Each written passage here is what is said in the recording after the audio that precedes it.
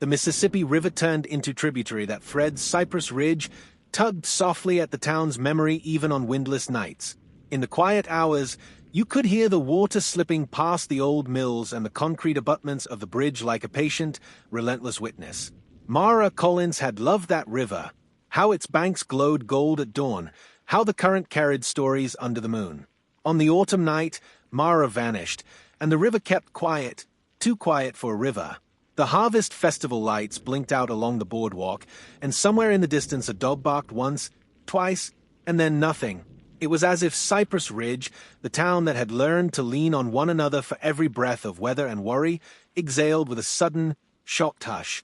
Mara left behind questions, a mother's list of unfinished prayers, and a ring of friends who would spend years trying to fit Mara back into the places she'd brightened with her laughter. The library shelves where she'd volunteered, the coffee counter where she'd traded recipes for recipes, the riverbank where she'd taught a shy neighbor to fish. The river didn't answer in spoken words. It answered with silence, with a current that knew more than a town ever admitted to needing to know.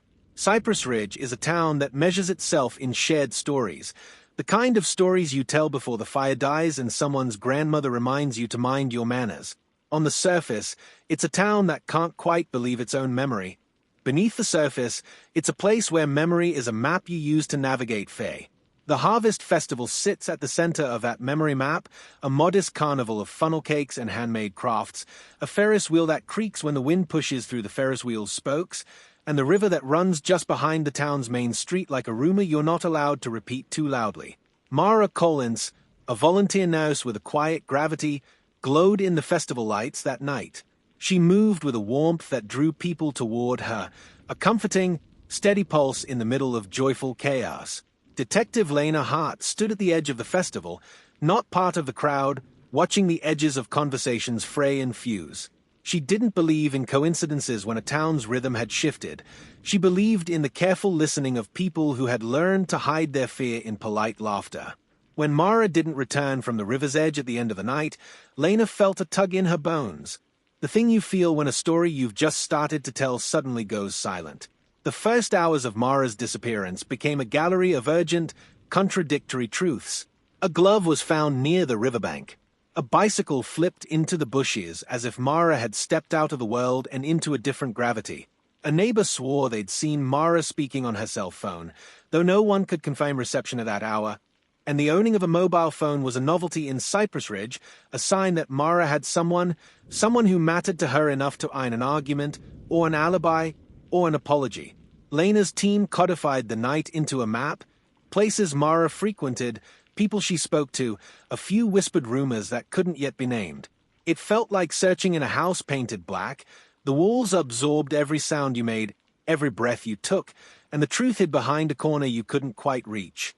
In those first hours, Mara's sister Avery Collins found Lena in the back room of the police station, a place where the smell of coffee and old files lingered like a memory you could taste.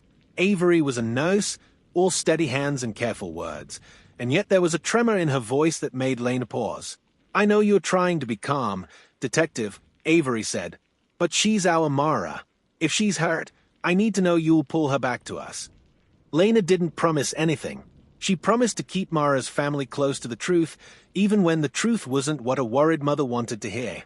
The night stretched into dawn, and the festival's echo faded into the city's routine. The day shift's early chatter, the bakery's oven door sighing open, the town's sense of time loosening its grip. By dawn, Cypress Ridge knew a critical truth. A missing person isn't just a case file, it's a family's entire life bent toward a single, stubborn moment of dread.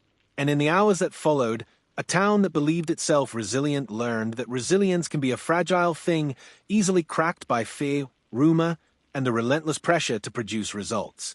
Cypress Ridge is the kind of place a map forgets to show, roads that loop back to their own beginnings, coffee shops where everybody knows your name and your grandmother's cat's name, night skies that feel like a blanket you can bury yourself in when the world seems too loud. It's also a town that trusts its institutions until trust becomes a weapon in the hands of Faye. The core cast forms in the early chapters of this story. Detective Lena Hart, the lead investigator. Methodical, careful, and stubbornly hopeful. She believes that truth is a pursuit that never ends, only evolves.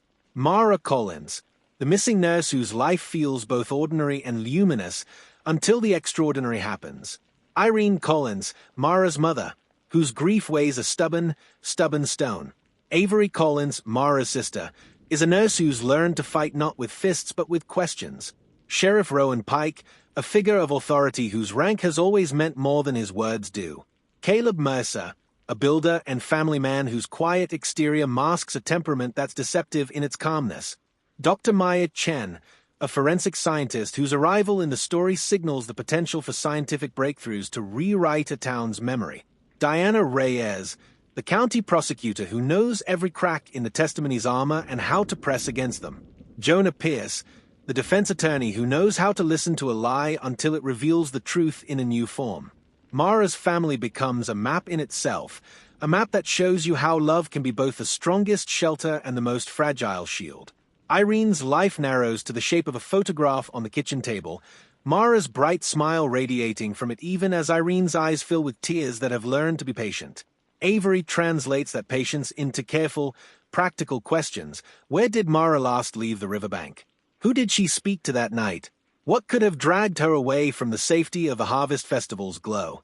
Lena learns, in those early days, that small towns preserve their own moral economies. The town's memory is a lieu de memoire where every rumor travels in whispers before it becomes a fact. People know more than they admit. They notice who's been at the Harvest Festival, who was there, who left early, who stood by the river and watched Mara disappear into the night. The initial investigation pulls Lena into a web of small-town relationships that feel almost like a chorus. There's a sense of old loyalties that run under the surface. Who would protect whom? Who would keep a secret if it meant stability? Who would risk everything for the truth even if it fractured the town's most cherished myths? Lena's team begins by cataloging Mara's last known movements. The river's edge becomes a stage where the night's drama played out in silence. A glove, one isolated clue, becomes a red thread a detective pulls on. The glove's left-hand thumb seam has a distinctive stitching pattern that Mara's friend, a seamstress at the community college, mentions in a casual conversation that later takes on more weight. The investigation ebbs and flows with the town's seasonal rhythms, football games, church socials, a council meeting that ends with the kind of heated exchange that leaves everyone with a sore throat and no new answers. Irene, Avery, and their circle of friends become living witnesses to what a family endures when a curtain is drawn back to reveal not a stage but a room where memories bleed into reality. The case sits on a corkboard in the Cypress Ridge Police Department, a map with pins placed to reflect every dead end and every possible route Mara might have taken. The board has a way of making you believe in orders, the orderly, the organized, while the truth lurks in the chaotic edges of the timeline where people's lives intersect in unpredictable ways. Lena Hart, who has spent nearly a decade in law enforcement, begins to see the truth of her craft. You don't chase certainty. You chase what follows you home after a long day's work, the thing that won't let you sleep because it has refused to let go. The Mara case becomes not only a pursuit of a culprit, but a pursuit of the right way to tell a story. That is, you tell it with humility, you tell it with respect for the family's pain, and you tell it in a way that could withstand a future re-examination. This is where the story tests its own bones. The town's memory is sticky, it clings to surface facts and refuses to accept the absence of a person as a fixed truth. Irene's grief hardens into a fierce, quiet insistence. If Mara didn't come home, then we will bring the truth home to her. Avery's perspective, practical, unsentimental, keeps leading Lena to the concept that sometimes the people you don't suspect hold the most significant truth. The siblings' bond becomes a lens through which we view the entire investigation. Mara's warmth lives on in the memories of friends and neighbors. The truth's shape remains unknown, but their love for Mara is a constant. During the long years, Cypress Ridge changes in quiet, almost unnoticeable ways. The Harvest Festival still happens, but it's not quite the same. The laughter is a little thinner. The space between two strangers in the crowd is a little wider. The town begins to tell new stories to keep Mara alive in memory, but the truth they crave remains out of reach, almost like a voice that never fully arrives. The case's files accumulate signatures of a cold reality, a notch of evidence that doesn't form a clear picture, a timeline that points to as many wrong directions as correct ones, and a few witnesses whose memories contradict themselves as time erodes the edges of their certainty. But there's also a stubborn persistence, a sense that somewhere, something was overlooked, something important, something that could finally tilt the scales toward justice. The world changed in the late 2010s and early 2020s with a quiet revolution in the way we understand DNA. Forensics begins to rely on more than a single, decisive fingerprint or bloodstain pattern. The field shifts toward genetic genealogy, a technique that has already toppled high-profile cold cases in other towns. The idea travels to Cypress Ridge like a rumor that has learned to walk. Dr. Maya Chen arrives at Cypress Ridge's modest county lab with a calm confidence that comes from years of training in complex biology and patient explanations for laypeople. Her presence is both a beacon and a reminder that science can move as slowly as a river and as quickly as a storm. Maya explains, with the same care she uses when teaching a classroom, that DNA found in old cases can be mixed with genetic databases to identify distant relatives and map out a family tree that didn't exist before. Genetic genealogy isn't about catching someone on a whim, she tells Lena during one of their long, late-night meetings in a room filled with computer screens and coffee cups. It's about building a plausible connection from data to person, framed by context, cross-checked with witness statements, and tested against every possible alternative. The breakthrough arrives when they re-examine a sample from the riverbank with a fresh perspective. Perhaps Mara's disappearance didn't occur as a single moment, but as a sequence of decisions and misdirections shaped by someone's fear or anger. The DNA, though degraded, refuses to stay silent. A genealogical lead emerges, a surname that, in a small town's memory, appears in whispers as a neighbor's family line. The trail is cold but not yet dead.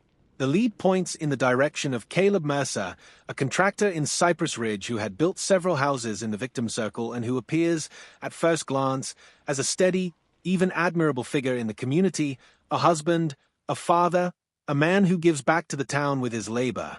The idea shakes the town.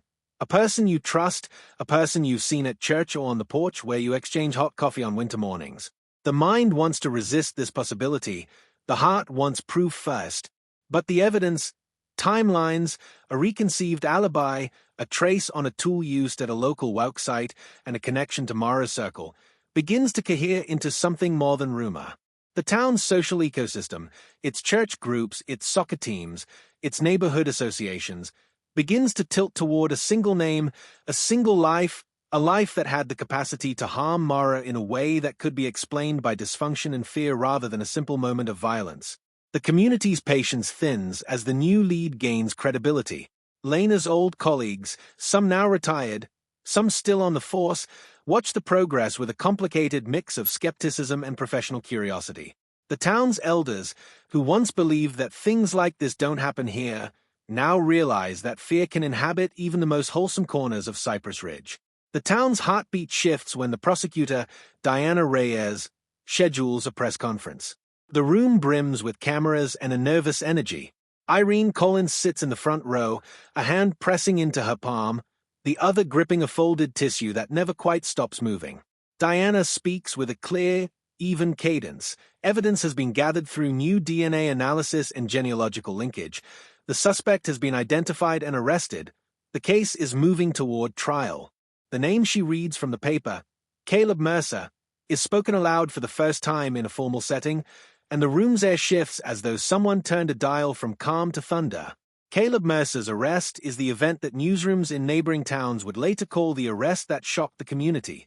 He's a name Cypress Ridge knows in the context of a dozen projects. The family man who built his neighborhood's homes, the neighbor who offered a handshake and a wave as he walked his dog along the river. People who had once believed in him feel their trust being carved out of the same stone that Mara's family has spent years trying to recover. Avery's hands tremble as she speaks to a reporter outside the courthouse. We always hoped Mara would come home, one way or another. If this is the way we find the truth, we'll walk through that door, even if it hurts. Irene, sitting in the front row, anchors herself with a breath she learned from years of waiting. The breath that says, you will survive this, even if you cannot yet imagine how. The arrest catalyzes a parallel journey. One that questions not only who did what to Mara, but how Cypress Ridge institutions may have allowed fear to outpace evidence for too long. Sheriff Pike, who has presided over the town's sense of safety for decades, is watched closely as the arrest unfolds. Questions about how his department handled the original investigation begin to emerge in whispers that cut across church basements and coffee shop backrooms. The courtroom, an arena of gravity and nerves, becomes the stage upon which the town's memory and its future hinge. The opening statements sketch a dramatic arc: Mara's disappearance, a cold case that refused to stay silent, a DNA lead that finally opened a window, and a suspect who bears the burden of a life that could have contained countless choices. Diana Reyes presents a timeline that threads Mara's last days with a new genetic evidence, threading the needle between old witness statements and the modern science that has redefined what's possible in a courtroom. The prosecutor emphasizes Mara's effect on the community, how her absence left a void that never truly filled, and how the truth is essential not for vengeance but for healing and for preventing future harm. Caleb Mercer's defense, led by Jonah Pierce, leans into the fragility of memory and the possibility of error in both science and human recollection. The defense team highlights concerns about cross-contamination, chain of custody issues, and the possibility that someone else's DNA could have contaminated the sample decades later. They press the jury to scrutinize the reliability of the forensic chain and the interpretation of genealogical data, reminding them that genetics is a powerful tool, but it is not, per se, a perfect map to a person. Lena Hart testifies as the lead investigator who has followed Mara's story through multiple winters. She's careful, precise, and exhausted in the way a person becomes after years of searching for something that refuses to become a neat, presentable fact. In her testimony, she stresses the human element, the fear that Mara faced, the way Mara's family endured the long nights without the clarity they deserved, and the need for the town to face a truth that may displace its long-held beliefs. The courtroom drama deepens as a key witness recants an earlier statement, casting doubt on certain alibis. The defense argues that the recantation's timing is suspicious. At the same time, the prosecution asserts that the recantation confirms what the science was starting to reveal: a broader, more troubling pattern tied to the suspect's known behaviors. Throughout the trial, interspersed flashbacks provide Mara's own presence in the room, moments of her kindness, her quiet humor, her insistence on helping others even when it meant sacrificing her own comfort. The narrative refuses to reduce Mara to a single, static moment. Instead, she becomes the living memory that anchors every argument presented in the courtroom. Just as the jury starts to weigh the evidence, a twist breathes into the room. A second chain of evidence emerges. An unrelated witness from Mara's circle recalls a conversation that contradicts a central element of the prosecution's theory. The defense presses this witness, and the courtroom is pulled into a tense, uncertain orbit. The jury senses the possibility that what they are hearing is not a simple sequence of cause and effect, but a chaotically braided web in which motives, ages, and a history of violence in the town intersect. This twist does not erase the arrest, it reframes it. The question becomes not only whether the accused is guilty, but whether Cypress Ridge allowed fear and complacency to shape its understanding of Mara's life and the community around her. It's a question that men and women in the pews and the chairs of the courtroom take personally, because it asks them to see their own shadows in the light of a crime that happened years ago. The trial's conclusion brings a resolution that isn't a triumph or a triumph that isn't complete. The verdict settles the courtroom, but it does not settle the town's heart. The community must learn to live with the fact that the truth, whatever it is, often arrives with a price. The price of reshaping memory, reinterpreting loyalties, and renouncing the easy answers you once clung to. The town's public conversations begin to shift away from the binary of good neighbor versus bad neighbor. People acknowledge that fear can corrupt, and fear often acts through the voices that sound most reasonable. The church halls, the cafes, the day shift offices. These spaces become places where people choose to rebuild trust, not by pretending that the past was something it was not, but by choosing to confront the past with honesty and humility. Mara's family experiences their own version of closure. Irene learns to tell Mara's stories not as a catalogue of what was lost, but as a legacy of what Mara gave to the town, a sense of care that pushed people to be braver, to volunteer, to listen more deeply to one another. Avery becomes an advocate for families who go through difficult, drawn-out investigations. The sisters' bond is a line that anchors them when the world threatens to pull them apart. Dr. Maya Chen, who stood at the intersection of science and storytelling, explains to a local forum that genetic genealogy is not the end of a story. It is a new chapter that demands careful, cautious interpretation.